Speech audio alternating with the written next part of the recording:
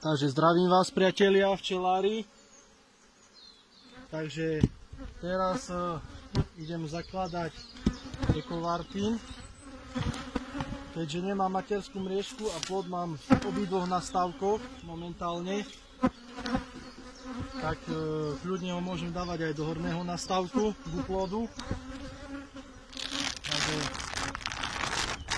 môžeme si pozrieť, ako vyzerajú tie rodiny, kde som vlastne už prehadzoval tie nastavky.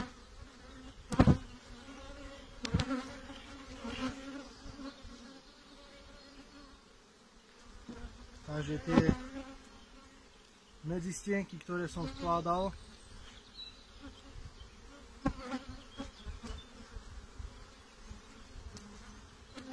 a vyzerajú nejak takto, už sú aj zakladené.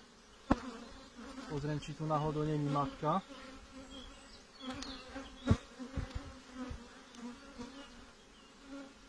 Matku tu nevidím, takže to môžem vložiť naspäť, ale celá medzistienka takto je celá zakladená už z obidvoch strán.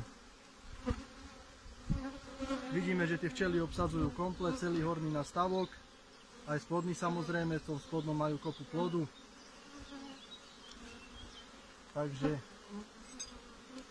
teraz v rámci jarnej prevencie skladám tento, bola kedy Ekopol, teraz Ekopol sa už nepredáva, tak ekovartín.